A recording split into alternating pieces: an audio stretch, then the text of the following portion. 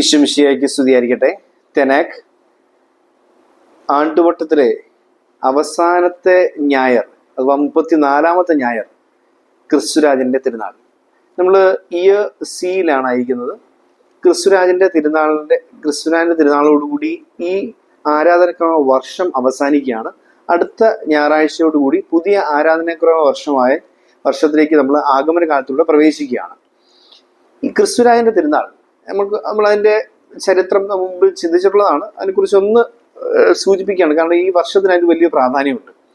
നമ്മൾ ഈ തിരുനാൾ എങ്ങനെ സഭയിലേക്ക് കടന്നു വന്നു ചോദിച്ചു കഴിഞ്ഞാൽ, ഈ തിരുനാൾ പ്രഖ്യാപിക്കപ്പെട്ടതിൻ്റെ 100-ാം വാർഷികത്തിലാണ് യഥാർത്ഥത്തിൽ നമ്മൾ ആയിരിക്കുന്നത്. 1925 11-ാം പിയൂസ് പാപ്പയാണ് ഈ തിരുനാൾ പ്രഖ്യാപിച്ചത്.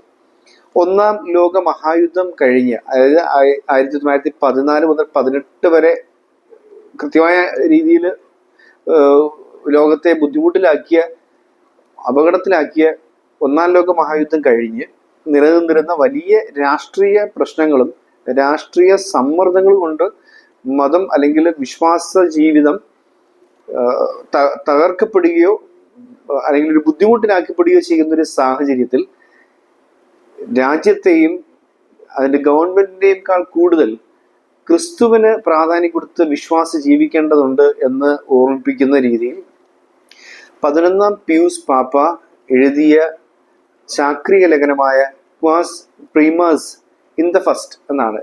യേശുവാണ് ഏറ്റവും മുൻപിൽ എന്ന രീതിയിൽ തുടങ്ങുന്ന ക്വാസ് പ്രീമസ് എന്ന് പറയപ്പെടുന്ന ചാക്രിക ലേഖനത്തിന്റെ 100-ാം വാർഷികമാണ് 2025. 1925 ഈ ചാക്രിക ലേഖനം പാപ്പ 11-ാം പിയൂസ് പാപ്പ എഴുതിയത്. പ്രത്യേകം നമ്മൾ മനസ്സിലാക്കേണ്ടത്, ഈ ചാക്രിക ലേഖനം എഴുതുന്നതിന്റെ പശ്ചാത്തലമായിട്ട് വന്നത് നിക്കയ സൂനോദോസ്, വളരെ പ്രധാനമായി സഭയുടെ വിശ്വാസ പ്രമാണം, നൈസൈൻ ക്രീഡ് അഥവാ നിക്കയ വിശ്വാസ പ്രമാണം പ്രഖ്യാപിക്കപ്പെട്ട നിക്കയ സൂനോദോസ് നടന്നത് 325 അതിൻ്റെ 1600-ാം വാർഷികം ആഘോഷിച്ചപ്പോഴാണ് ഈ ചാക്രിക ലേഖനം പുറത്തു വന്നത്. നമുക്കറിയാം, ഈ വർഷം പാപ്പ നമ്മളോട് സൂചിപ്പിക്കുകയുണ്ടായി, നമ്മൾ ഈ വർഷം നിക്കയ സൂനോദോസിന്റെ 1700-ാം വാർഷികം ആഘോഷിക്കുന്ന വർഷമാണ്. അപ്പൊ നമ്മൾ അതിനോടൊപ്പം തന്നെ ഈ ക്രിസ്തുരാജ തിരുനാൾ പ്രഖ്യാപിക്കപ്പെട്ടതിന്റെ 100-ാം വാർഷികമാണ്. പക്ഷെ ഒരു പ്രത്യേകതയുള്ളത്, ഈ നിക്കയ ക്വാസ് പ്രീമാസ് എന്ന് പറയപ്പെടുന്ന എൻസൈക്ലിക്കില് ചാക്രിക ലേഖനം വഴി പാപ്പ ഇത് പ്രഖ്യാപിക്കുമ്പോൾ അതിനകത്ത് പറയും പ്രകാരം ഒക്ടോബർ മാസത്തിലെ അവസാനത്തെ ഞായറാഴ്ചയാണ് ഈ തിരുനാൾ ആചരിക്കാനായിട്ട് ആവശ്യപ്പെട്ടത്. അതിന് പല കാരണങ്ങളുണ്ടായിരുന്നു. ഈ ഒക്ടോബർ മാസത്തിലെ അവസാനത്തെ ഞായറാഴ്ച അന്ന് ഇത് പ്രഖ്യാപിച്ചു കഴിഞ്ഞ് 1926 ആദ്യമായിട്ട് ക്രിസ്തുരാജ തിരുനാൾ ആചരിക്കുമ്പോൾ ഒക്ടോബർ അവസാനത്തെ ഞായറാഴ്ച എന്ന് പറയുന്നത് ഒക്ടോബർ 31 അതായത് ഹാലോവിൻ ഡേ. സാത്താനികമായ അല്ലെങ്കിൽ പ്രേത പിശാചുക്കളെയൊക്കെ ആഘോഷമാക്കുന്ന ഹാലോവിൻ ഡേ, നവംബർ 1 തലേ ദിവസം അന്നായിരുന്നു ആദ്യത്തെ ക്രിസ്തുരാജ തിരുനാൾ ആചരിച്ചത്. അതുകൊണ്ട് തന്നെ ഈ ഒരു തിരുനാളിന്റെ പ്രഖ്യാപനം ഒരു ശക്തമായ തിന്മയ്ക്ക് മേലുള്ള അതീശത്വമായിട്ടൊക്കെ ദൈവം തന്നെ കാണിച്ചിരുന്നുണ്ട്. ഇത് ഈ ചാക്രിക ലേഖനത്തിൽ ക്വാസ് പ്രീമാസ് എന്ന് പറയുമ്പോൾ ചാക്രിക ലേഖനത്തിലെ 34-ാമത്തെ ഖണ്ഡിക, നമുക്കറിയാം 34-ാമത്തെ ആഴ്ചയിലാണ് തിരുനാൾ വരുന്നത്. 34-ാമത്തെ ഖണ്ഡികയിലാണ് വളരെ വ്യക്തമായിട്ട് പാപ്പ ഈ തിന്മ, ഈ രാജ്യത്തിന്റെ വിശ്വാസത്തിന് മേലുള്ള കടന്നുകയറ്റവും അതിന്റെ നിർബന്ധങ്ങളും പ്രതിരോധിച്ചുകൊണ്ട് വിശ്വാസം മുന്നോട്ട് പോകാനുള്ള ഒരു ആഹ്വാനം നൽകുന്നത് ഈ ചാക്രിക ലേഖനത്തിന് 34-ാമത്തെ ഖണ്ഡികയിലാണെന്നും നമുക്ക് കണ്ടെത്താൻ സാധിക്കും.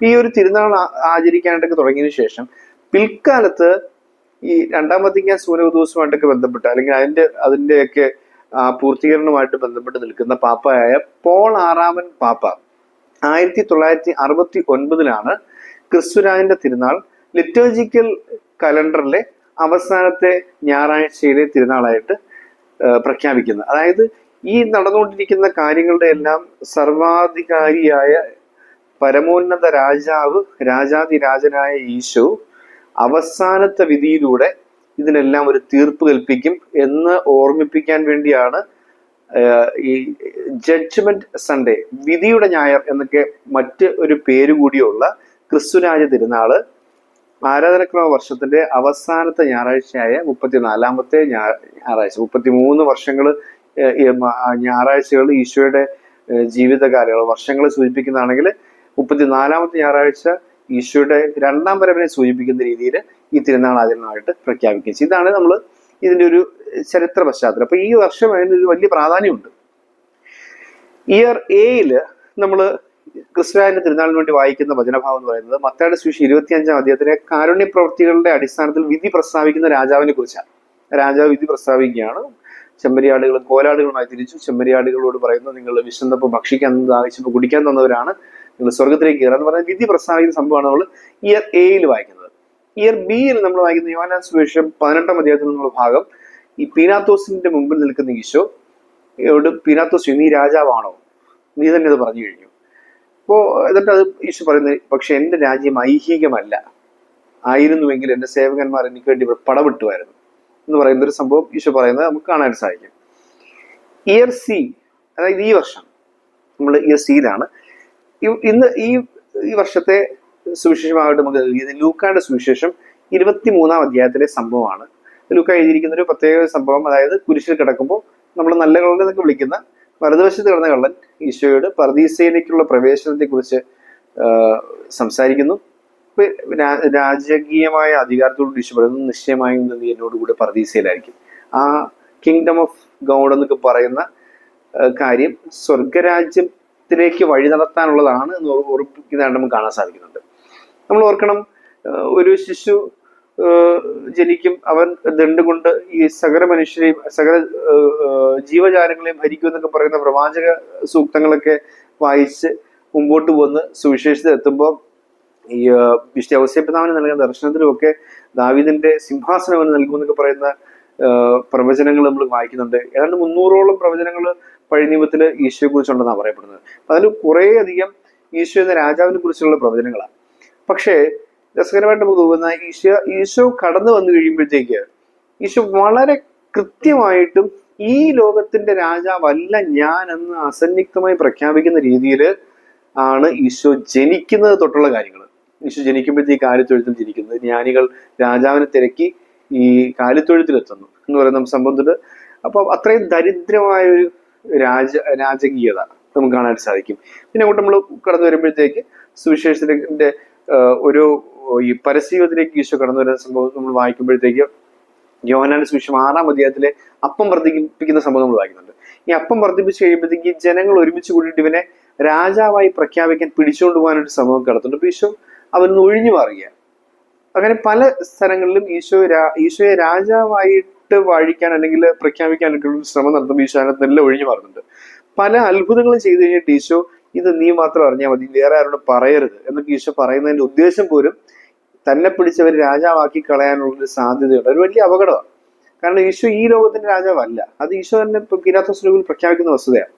ഈശോ പക്ഷെ പറയുന്നുണ്ട്, the kingdom of God is within you, ദൈവരാജ്യം നിങ്ങളുടെ ഉള്ളിലുണ്ട്. അത് നിങ്ങൾ വളരെ കാര്യമായിട്ട് ജീവിച്ചു തുടങ്ങിയാൽ the kingdom of God is among U, നിങ്ങൾക്ക് ഇടയിലേക്ക് അത് വരും. അപ്പൊ ഇവിടെ തന്നെയാണ് ദൈവരാജ്യം. ഇത് തന്നെയാണ് ഈശോ സ്വർഗസ്നേഹിതാവ് എന്ന പ്രാർത്ഥന പഠിപ്പിച്ചപ്പോഴും പറഞ്ഞത്, അവിടുത്തെ രാജ്യം വരണം, ദൈ കിങ്ഡം കം, അവിടുത്തെ രാജ്യം വരാണവേ. അപ്പൊ ഈ ദൈവരാജ്യം എന്ന് പറയപ്പെടുന്നത് ദൈവത്തിന്റെ നിയമങ്ങൾ പാലിക്കപ്പെടുന്ന, ദൈവത്തിന്റെ ഇഷ്ടത്തിനനുസരിച്ച് ജീവിക്കുന്ന, അല്ലെങ്കിൽ രാജാവിന്റെ ഇഷ്ടത്തിനനുസരിച്ച് പ്രജകൾ ജീവിക്കുന്ന ഒരു സിറ്റുവേഷൻ. അതാണ് ദൈവരാജ്യം എന്നുകൊണ്ട് ഈശോ അർത്ഥമാക്കുന്നത്. അത് സ്വർഗരാജ്യത്തിലേക്കുള്ള ഒരു വഴി കൂടിയാണ്, ജീവിത വഴി കൂടിയാണ്. അത് നമ്മൾ അങ്ങനെയാണ് മനസ്സിലാക്കേണ്ടത്. നമ്മൾ പിന്നീട് ഈശോ പല ഇടങ്ങളിൽ ഇതിങ്ങനെ നിഷേധിക്കുക. ജെറുസലേമിലെ രാജകീയ പ്രവേശനത്തിൽ കഴുതപ്പുറത്ത് ഈശോ വരുമ്പോഴും ഈ ലോകത്തിന്റെ രാജാവല്ല എന്ന് ഈശോ പ്രഖ്യാപിക്കുക. അപ്പൊ ഇതിങ്ങനെ പല സ്ഥലങ്ങളിൽ നമുക്ക് ആവർത്തിച്ച് കാണാനായിട്ട് സാധിക്കും. പീലാത്തോസിന് മുമ്പിൽ വെച്ച് പറയുന്നതും എല്ലാം അതിന്റെ ഒരു ഭാഗമായിട്ടാണ് നമ്മൾ മനസ്സിലാക്കേണ്ടത്. പക്ഷേ ഈശോ ഈ ലോകത്തിന്റെ രാജാവല്ലെങ്കിലും നമ്മുടെ ഹൃദയങ്ങളുടെ രാജാവാണ്. ഈശോ വിധി പ്രസ്താവിക്കാൻ വരുന്ന രാജാവാണ്. നമുക്കൊരു എൻ്റെ ഒരു കാഴ്ചപ്പാടിൽ നമുക്കൊരു പരാജയം സംഭവിച്ചിട്ടുള്ളത് പറഞ്ഞത് ഈ 431 നടക്കുന്ന എഡിറ്റ് ഓഫ് മിലാൻ, ഈ മിലാൻ വിളംബരമൊക്കെ കഴിഞ്ഞിട്ട് നടക്കുന്നൊരു സംഭവം. നമ്മുടെ ഈ കോൺസ്റ്റന്റൈൻ ചക്രവർത്തിയുടെ കാലഘട്ടമൊക്കെ കഴിഞ്ഞിട്ട് നടക്കുന്നൊരു കാര്യമാണ് നമ്മൾ കാണുന്നത്. ഈ റോം ഔദ്യോഗിക മതമായി ക്രിസ്തു മതത്തെ പ്രഖ്യാപിച്ചു കഴിയുമ്പോഴത്തേക്ക് പിന്നീട് ഇതെല്ലാം രാജകീയമായ ശൈലിയിലോട്ട് പിന്നീട് കൺവേർട്ട് ചെയ്യപ്പെടുകയാണ്. ക്രിസ്തു ജീവിച്ച രീതിക്കോ ക്രിസ്തു ഉപയോഗിച്ച വസ്ത്രങ്ങളോ ക്രിസ്തു ഉപയോഗിച്ച പാത്രങ്ങളോ ഒന്നുമല്ല പിന്നെ ലിറ്ററജിക്കലായിട്ട് വരുന്നത്. പിന്നെ ഇതെല്ലാം ഇങ്ങനെ രാജകീയമാകുകയാണ്. സ്വാഭാവികമാണ്. അതിങ്ങനെ ചരിത്രത്തിന്റെ പല ഘട്ടങ്ങളിലൂടെ കടന്നു പോകുമ്പോൾ അതിന് ഒരു രാജകീയത കൈവരികയാണ്. ഇന്നും അത് നമ്മളിങ്ങനെ തുടർന്ന് പോയിക്കൊണ്ടിരിക്കുകയും ചെയ്യുന്നു. അപ്പൊ അതിന് ഒരു 3 തലങ്ങൾ നമുക്ക് കാണാൻ സാധിക്കും. ഒന്ന്, ഈ രാജകീയമായിട്ട് നമ്മൾ ചിന്തിക്കുമ്പോഴത്തേക്ക് ഇതിന്റെ നിയമങ്ങളാണ്. നിയമങ്ങൾ എന്ന് പറയുന്നത് ഈ നിയമങ്ങൾ കൊണ്ടാണ് രാജ്യം ഭരിക്കപ്പെടേണ്ടത്. 2, ഇതിന്റെ ഒരു ഉത്തരവുകളാണ്. വലിയ ഉത്തരവുകൾ, അതിന്റെ പഠനങ്ങൾ പ്രഖ്യാപിക്കപ്പെടുന്നു. അതാണ് നമ്മൾ മുമ്പോട്ട് കൊണ്ടുപോകുന്നത്. അത് ഇന്നും നമ്മൾ നോക്കിയ മൂന്നാമത്തത് എന്ന് പറയുന്നത് അതിന്റെ ആചാരങ്ങൾ, അതിന്റെ ചടങ്ങുകൾ. ഇതാണ് മൂന്നാമത്തെ ഒരു രാജകീയതയുടെ അടയാളം എന്ന് പറയുന്നത്. ഈ 3 കാര്യം, നിയമങ്ങൾ, ഏർപ്പെടുത്തുന്ന ഉത്തരവുകൾ, ഇങ്ങനെ പറയുന്ന ആളുകൾ അനുസരിക്കേണ്ടത്, ആളുകൾ വിശ്വസിക്കേണ്ടതെന്നൊക്കെ പറയുന്ന കാര്യങ്ങൾ. പിന്നെ മൂന്നാമത്തെ അതിന്റെ ആചാരങ്ങൾ. നമ്മൾ എന്താണ് ഈ സഭയിൽ ഇപ്പോൾ അത് സഭയിൽ നമ്മൾ നോക്കുകയാണെങ്കിൽ ഒന്നാമത്തെ അതിന്റെ കാനൻ ലോയാണ്. കത്തോലിക്ക സഭയിൽ ഒരു കാനൻ ലോ ഉണ്ട്. വളരെ കാര്യമായിട്ട് പഠിച്ച് സഭയുടെ ഒരു ചട്ടക്കൂട് നിലനിർത്തുന്നതിന് വേണ്ടി എഴുതപ്പെട്ടിരിക്കുന്ന കാനൻ ലോ. രണ്ടാമത്തെന്ന് പറയപ്പെടുന്നത് തിയോളജിയാണ്, ഡോഗ്മസാണ്, ഡിഗ്രീസ്. നമ്മൾ പിന്നെ പരിശുദ്ധ മറിയത്തെ കുറിച്ച് ഈ ഇടയ്ക്ക് പറഞ്ഞില്ല. നമ്മുടെ ഓരോ ടീച്ചിങ്സാണ് ഡോഗ്മസ്. തിയോളജിയാണ് കാനൻ ലോ, തിയോളജി. മൂന്നാമത്തെ ആചാരങ്ങൾ എന്ന് പറയുന്നത് ലിറ്റർജിയാണ്. കത്തോലിക്ക സഭയെ രാജകീയതയോടുകൂടി നിലനിർത്തുന്ന 3 പ്രധാനപ്പെട്ട ഘടകങ്ങൾ ഈ canon law, theology and liturgy. ഈ 3 കാര്യങ്ങളാണ്. പക്ഷെ നമ്മൾ ഓർക്കണം, ഈശോ സത്യത്തില് ഇതിന്റെ ഒരു അന്തസ്സത്തയിൽ ഇതൊന്നും ഈശോ തകർത്തുകളയാൻ വന്നതല്ല. ഈശോ തോറാൻ നബിയും കത്തുബിയും എന്നൊക്കെ പറയുന്നൊരു കാര്യം ഇത് ഈശോ നിഷേധിക്കാൻ വന്നതല്ല. ഈശോ പറയുന്നത് ഇത് നിയമം പൂർത്തീകരിക്കപ്പെടണം, തോറ പൂർത്തീകരിക്കപ്പെടണം. ഇതാ ഈശോ പറയുന്നത്. അപ്പൊ നമുക്കിങ്ങനെ കാനൻ ലോ തള്ളിക്കളയേണ്ട ഒരു കാര്യമല്ല. പക്ഷെ ഓർക്കേണ്ട ഒരു കാര്യമുണ്ട്, compassion is more important than canon law. ഇതാണ് നമ്മൾ ഒന്നാമത് മനസ്സിലാക്കുന്നത്. കമ്പാഷൻ, ഇതാണ് ഈശോ നമ്മളെ പഠിപ്പിക്കുന്നത്. സഭയ്ക്ക് ഒരുപാട് നിയമങ്ങളുണ്ടായിരുന്നു. ഈശോ കാലഘട്ടത്തിൽ ജൂതമതത്തിന് ഒരുപാട് നിയമങ്ങളുണ്ടായിരുന്നു. പക്ഷെ ഈശോ പറയുകയാണ് ഈ അനുകമ്പ എന്ന് പറയുന്ന കാര്യം ഈ നിയമങ്ങൾക്ക് അപ്പുറമാണ്. ബലിയല്ല, കരുണയാണ് ഞാൻ ആഗ്രഹിക്കുന്നതെന്ന് നിങ്ങൾ പോയി പഠിക്കുമെന്ന് ഈശോ പറയുന്നതിന്റെ കാരണം അതാ. ഈ നിങ്ങൾ ഈ പറഞ്ഞുകൊണ്ടിരിക്കുന്ന ബലിയോളം മൂല്യമുണ്ടെന്ന് പറയപ്പെടുന്ന നിയമങ്ങളെ അതിനപ്പുറത്തേക്ക് കിടക്കേണ്ടതാണ് കരുണ എന്ന് പറയുന്നത്. നമ്മൾ ഈ കാനൻ ലോ എന്ന് പറയപ്പെടുന്ന ടെക്സ്റ്റ് നമ്മൾ ഒരു പക്ഷെ കണ്ടിട്ടുണ്ട്. കോഡ് ഓഫ് കാനൻ ലോ എന്ന് പറയപ്പെടുന്ന ഒരു ടെക്സ്റ്റ് ബുക്ക് ഉണ്ട്.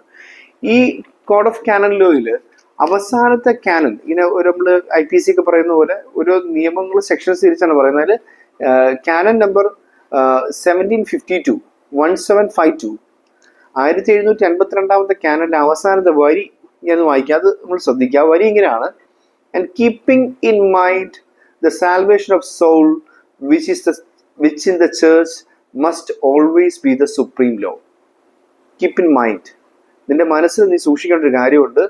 ഇത്രയും കാനൻസ് 1751 കാനൻ അവതരിപ്പിച്ച് സഭയുടെ വ്യത്യസ്തങ്ങളായിട്ടുള്ള സകല നിയമങ്ങൾ അവതരിപ്പിച്ച് കഴിഞ്ഞിട്ട് 1752 നിയമം പറയുന്ന ഇതാണ്: നിന്റെ മനസ്സിൽ നീ സൂക്ഷിക്കേണ്ട ഒരു കാര്യമുണ്ട്. ആത്മാവിന്റെ രക്ഷ എന്ന് പറയുന്നതാണ് കത്തോലിക്ക സഭയിലെ പരമോന്നത നിയമം. അതിനപ്പുറം ഒരു നിയമവും ഇല്ല. ഈ ബാക്കി പറയുന്ന നിയമങ്ങളൊക്കെ ഇതിനു വേണ്ടി വേണമെങ്കിൽ മാറ്റിവെക്കാം. ഇതാണ് ഈശോ നമ്മുടെ സഭ പഠിപ്പിക്കുന്നത്. വ്യക്തമാണ്, ഈശോയുടെ മനസ്സാണ്. അപ്പൊ ഈ കാനൻ ലോ നമ്മൾ എടുക്കുമ്പോഴത്തേക്ക് പറയുന്ന ഒരു കാര്യമുണ്ട്: compassion is more important than canon law. അത് നമ്മളിങ്ങനെ കാനൻ ലോ പിടിച്ചോണ്ടിരിക്കുക. കത്തോലിക്ക സഭയില് നമ്മൾ നേതൃസ്ഥാനത്ത് ഉള്ളവരാണെങ്കിലും താഴേക്കാണെങ്കിലും ഒക്കെ കാനൻ ലോ അല്ലെങ്കിൽ ഇടവകയുടെ നിയമങ്ങൾ, ഈ സംഘടനയുടെ നിയമങ്ങൾ, ഈ നിയമങ്ങൾ പിടിച്ചോണ്ടിരിക്കുക. ഈശോനെ അല്ല, നിയമമല്ല, കരുണയാണ് ഞാൻ ആഗ്രഹിക്കുന്നത്. ആത്മാവിന്റെ രക്ഷയ്ക്ക് വേണ്ടി എന്ത് ചെയ്യാൻ പറ്റും അതിനെക്കുറിച്ച് ആദ്യം ചിന്തിക്കുക. സഭയുടെ ചട്ടക്കൂട് നിലനിർത്താൻ വേണ്ടിയുള്ള നിയമങ്ങളെ കുറിച്ച് സംസാരിച്ചുകൊണ്ടിരിക്കാതെ ആത്മാക്കളുടെ രക്ഷയ്ക്ക് വേണ്ടി നിനക്ക് എന്ത് ചെയ്യാൻ പറ്റും അന്ന് നീ ചിന്തിക്കും. Compassion is more important than canon law. രണ്ടാമത്തെ തലം എന്ന് പറയുന്നത് തിയോളജിയാണ്, ഡോഗ്മകൾ. നമ്മളിങ്ങനെ ഒരുപാട് അറിവ് നമുക്കുണ്ട്. ഇങ്ങനെ അറിവ് വീണ്ടും ഈശോയുടെ ഡിവിനിറ്റിയെ കുറിച്ച്, ഈശോ ഒരു ഹ്യൂമൻ ബീയിങ് ആണെന്നതിനെ കുറിച്ചും ഡിവിനിറ്റിയെ കുറിച്ച് നമ്മൾ ചിന്തിക്കാൻ ക്രിസ്റ്റോളജി. പരിശുദ്ധ അമ്മയുടെ ഡോഗ്മകൾ, 4 ഡോഗ്മകളുണ്ട്. പരിശുദ്ധ അമ്മ പെർപ്പച്വൽ വെർജിനാണ്, നിത്യകന്യയാണ്, അമലോത്ഭവയാണ്, സ്വർഗാരോപിതയാണ്, ദൈവമാതാവാണ് എന്നൊക്കെ പറയുന്ന ഡോഗ്മകൾ നമ്മൾ പഠിപ്പിക്കുക. അതുപോലെ വിശ്വാസ സത്യങ്ങളുണ്ട്, എസ്കത്തോളജിക്കൽ വിശ്വാസ സത്യങ്ങൾ. ഈ മരണാനന്തരം എന്തൊക്കെ സംഭവിക്കും, ഇതെല്ലാം ടീച്ചിങ്സ് ആണ്, തിയോളജിയാണ്. പക്ഷെ ഈശോ പഠിപ്പിക്കുന്ന ഒരു കാര്യമുണ്ട്: ഈ തിയോളജി നമ്മുടെ ആത്മാവിന്റെ രക്ഷയ്ക്ക് ഉപകരിക്കത്തില്ല. ആത്മാവിന്റെ രക്ഷയെ സപ്പോർട്ട് ചെയ്യുന്നു എന്ന് മാത്രമേ ഉള്ളൂ. Theology is supporting the salvation of soul. അതല്ല ആത്മാവിന്റെ രക്ഷ. ആത്മാവിന്റെ രക്ഷയ്ക്ക് വേണ്ടത് നീലോളജിയാണ്. ഒരു സുന്ദരമായ പുസ്തകമുണ്ട്, വെൻ ഗോഡ് പ്രേയിങ് എന്ന് പറഞ്ഞൊരു പുസ്തകമാണ്. മനോഹരമായ ഒരു പുസ്തകമാണ്. വെൻ ഗോഡ് പ്രേസ് എന്ന് പറഞ്ഞുകൊണ്ട് ഒരു പുസ്തകമുണ്ട്, പെട്ടെന്ന് കാണത്തില്ല. ആ പുസ്തകത്തില് ഒരു അധ്യായം ദൈവം പ്രാർത്ഥിക്കുന്നു എന്നാണ് പുസ്തകത്തിന്റെ ഒരു ഇംഗ്ലീഷ് പുസ്തകം. ആ പുസ്തകത്തിന് ഒരു അധ്യായത്തിന്റെ പേര്, ടൈറ്റിൽ ഇങ്ങനെയാണ്: നീലോളജി ഈസ് ബെറ്റർ ദാൻ തിയോളജി. നീലോളജി എന്താണ്? ഈ നീലോളജി, നീലിംഗ് എന്ന് പറഞ്ഞു കഴിഞ്ഞാൽ മുട്ടുകുത്തുക. മുട്ടുകുത്തി ശാസ്ത്രം ദൈവശാസ്ത്രത്തെക്കാൾ ശക്തമാണ്. അതാണ് രക്ഷ. ഇത്രയും അറിവ്, നമുക്ക് ഒരുപാട് പുസ്തകങ്ങൾ വായിക്കും, നമ്മൾ ഒരുപാട് അറിവുണ്ട്, ഡോക്യുമെന്റുകൾ പഠിക്കും. കത്തോലിക്ക സഭയില് പാപ്പ ഏറ്റവും ലേറ്റസ്റ്റ് ആയിട്ട് പഠിപ്പിച്ച ഡോക്യുമെന്റ് എന്താണ്, അതിനകത്തുള്ള കാര്യങ്ങൾ എന്താണെന്ന് നമുക്ക് ഒരുപാട് കാര്യങ്ങൾ പഠിക്കാം. ആവശ്യമില്ലെന്നല്ല, അതെല്ലാം പഠിക്കണം. പക്ഷെ ഇതെല്ലാം പഠിച്ചാലും പഠിച്ചില്ലെങ്കിലും മുട്ടുകുത്തി നിന്ന് ഒരാൾ പ്രാർത്ഥിക്കുന്നുണ്ടെങ്കിൽ അയാളുടെ വഴിയാണ് ദൈവത്തിന് ഇഷ്ടം. അതാണ് ഈശോ പഠിപ്പിക്കുന്ന വളരെ പ്രധാനപ്പെട്ട. Kneelology is more important than theology. നമ്മൾ ആദ്യം പറഞ്ഞു compassion is more important than canon law, kneelology is more important than theology. മൂന്നാമത്തെ കാര്യം ഇതാണ്: justice is more important than liturgy. നമ്മളിങ്ങനെ ആരാധനക്രമത്തിന്റെ പ്രാധാന്യത്തെ കുറിച്ച് ഇങ്ങനെ വാദോരാതെ സംസാരിച്ചുകൊണ്ടിരിക്കും. ആരാധനക്രമം ഇങ്ങനെ ആയിരിക്കണം, ഒരു കുർബാന അർപ്പിക്കണം ഇങ്ങനെ ആയിരിക്കണം, ഒരു പ്രദക്ഷിണം ഇങ്ങനെ ആയിരിക്കണം, ഒരു തിരുനാൾ ഇങ്ങനെ നടത്തണം, ഒരു കുർബാന ഇങ്ങനെ ആയിരിക്കണം, ഈ കുർബാനയ്ക്ക് നമ്മൾ ചെയ്യേണ്ട കാര്യങ്ങൾ ഇങ്ങനെയൊക്കെ ആയിരിക്കണം. ലിറ്റർജിക്കൽ കൺഫ്യൂഷൻസ് ആണ് ഒരുപാട്, ലിറ്റർജിക്കൽ ടീച്ചിങ്സ്. പക്ഷെ നമ്മൾ ഓർക്കേണ്ട കാര്യമുണ്ട്, ഈ ലിറ്റർജിയെ കുറിച്ച് ഈശോ പറയുന്നൊരു കാര്യമുണ്ട്: നിങ്ങൾ മന്ത്രപ്പട്ടകളുടെ വീതികൾ കൂട്ടുകയും തൊങ്ങലുകളുടെ നീളം കൂട്ടുകയും ചെയ്തുകൊണ്ടിരുന്നു. അതല്ല നിങ്ങൾ ചെയ്യേണ്ടിയിരുന്നത്. നിങ്ങൾ കോപ്പകളുടെ പുറം കഴുകുകയും അകം കഴുകാതിരിക്കുകയും ചെയ്തു. അതല്ല നിങ്ങൾ ചെയ്യേണ്ടിയിരുന്നത്. നിങ്ങൾ തുളസി, ജീരകം, ശതകുപ്പ എന്നിവയുടെ ദശാംശം കൊടുക്കുകയും എന്നാൽ നീതി, കരുണ, വിശ്വസ്തത എന്നിവ നിങ്ങൾ വിട്ടുകളയും ചെയ്തു. അതല്ല നിങ്ങൾ ചെയ്യേണ്ടിയിരുന്നത്. ഈശോ ഇങ്ങനെ കൃത്യമായും സുവിശേഷം ആദ്യ അവസാനം ഈശോ നടത്തുന്ന വളരെ ശക്തമായ പ്രതികരണങ്ങളും വളരെ കാർക്കശ്യത്തോടു കൂടിയുള്ള വിമർശനങ്ങളും, മൂർച്ചയേറിയ വിമർശനങ്ങളും കാർക്കശ്യത്തോടു കൂടിയുള്ള തർക്കങ്ങളിലൊക്കെ ഈശോ ഏർപ്പെട്ടുകൊണ്ടിരിക്കുന്നത് സാപത്തിനെയും അന്നത്തെ ആചാരങ്ങളെയും സംബന്ധിക്കുന്നതാണ്. റിച്വൽസ്, ലിറ്റർജിക്കൽ റിച്വൽസ്, ഈ ആചാരങ്ങളെ സംബന്ധിക്കുന്ന. ഈശോ ഇതൊന്നും അല്ല, നീതിയാണ് പ്രധാനം. നിനക്ക് നീതിയുണ്ടോ? അതാണ് ഈശോ ചോദിക്കുന്നത്. നിന്റെ നേർച്ചയല്ല, നീതിയാണ് ഈശോയ്ക്ക് ആവശ്യം. അതാണ് പഠിക്കേണ്ടത്. Justice is more important than liturgy. Liturgy മോശമാണെന്നല്ല, കാനലോ മോശമാണെന്നല്ല, അല്ലെങ്കിൽ തിയോളജി മോശമാണെന്നല്ല. ഇതെല്ലാം ആവശ്യമാണ്, ഇതെല്ലാം സപ്പോർട്ടിങ് ഫാക്ടേഴ്സ് മാത്രമാണ്. പക്ഷെ ഇതിനേക്കാൾ പ്രധാനപ്പെട്ടത് കമ്പാഷൻ, നീലോളജി ആൻഡ് ജസ്റ്റിസ്. നമുക്ക് വേറൊരു രീതി പറയാം, compassion is equal to mercy. അതാണ് നമുക്ക് കമ്പാഷൻ മേഴ്സി എന്ന് പറയുന്നുണ്ട്. നീലോളജി ഈസ് ഈക്വൽ ടു, അല്ലെങ്കിൽ അത് പോയിന്റ് ചെയ്യുന്നത് വിശ്വസ്തതയെക്കുറിച്ചാണ്. കരുണയുണ്ടായിരിക്കുക, വിശ്വസ്തത ഉണ്ടായിരിക്കുക. വിശ്വസ്തതയാണ് ഈ മുട്ടുകുത്തി എന്ന് പ്രാർത്ഥിക്കുക എന്ന് പറയുന്നത് വിശ്വസ്തതയാണ്. വിശ്വാസമുള്ളവൻ വിശ്വസ്തതയുള്ളവനായിരിക്കും. നമുക്ക് അങ്ങനെയാണ്, വിശ്വാസമുള്ളവൻ വിശ്വസ്തതയുള്ളവനായിരിക്കും. അതുപോലെ തന്നെ സ്നേഹമുള്ളവൻ കരുണയുള്ളവനായിരിക്കും, പ്രത്യാശയുള്ളവൻ നീതിയുള്ളവനായിരിക്കും. ദൈവീക ഗുണങ്ങളാണ് വിശ്വാസം, പ്രത്യാശ, സ്നേഹം. വിശ്വാസമുള്ളവൻ വിശ്വസ്തത കാണിക്കും, വിശ്വാസം ഇല്ലാത്തവൻ അവിശ്വസ്തത കാണിക്കത്തില്ല, അവന് എന്തെങ്കിലുമൊക്കെ തട്ടിക്കൂട്ടും. ഈ സ്നേഹമുള്ളവനിൽ നിന്നും കരുണ പുറത്തേക്ക് ഒഴുകും.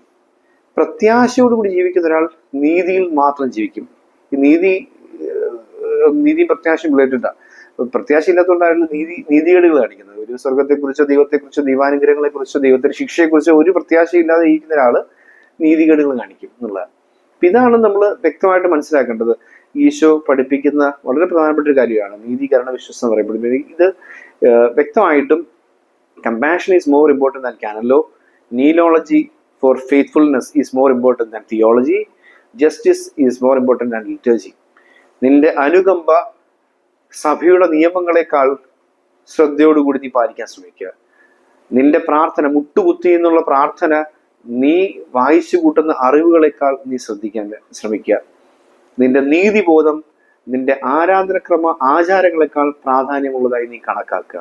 ഇതാണ് ക്രിസ്തുരാജൻ നമ്മളിൽ നിന്നും ആഗ്രഹിക്കുന്നത്. ക്രിസ്തുരാജന്റെ നമ്മൾ ആ മത്തായിയുടെ സുവിശേഷം 25-ാം അധ്യായത്തിന് 3 സെക്ഷൻസ് ആയിട്ടൊക്കെ പറയുമ്പോൾ ഇത് തന്നെ നമുക്ക് കാണാൻ സാധിക്കുക. സുവിശേഷത്തിലേക്ക് വരുമ്പോഴത്തേക്ക് ഈശോ ഇങ്ങനെ ഈ ഒരു കാര്യം കൊണ്ടാണ് സകലതിനെയും, അതായത് ലൂക്കായുടെ സുവിശേഷം അവസാന ഭാഗത്തുമ്പോഴും ഈശോ ഈ ഒരു കാര്യം കൊണ്ട് ഇതിനെ മറികടക്കുന്നതൊക്കെ നമുക്ക് മനസ്സിലാക്കാൻ സാധിക്കും. ഈ ഒരു അവസാനത്തെ നിമിഷങ്ങൾ, ആ നല്ല കള്ളനോടുള്ള സംഭാഷണത്തിലൊക്കെ ഈ കമ്പാഷൻ നമുക്ക് കാണാനായിട്ട് സാധിക്കുക.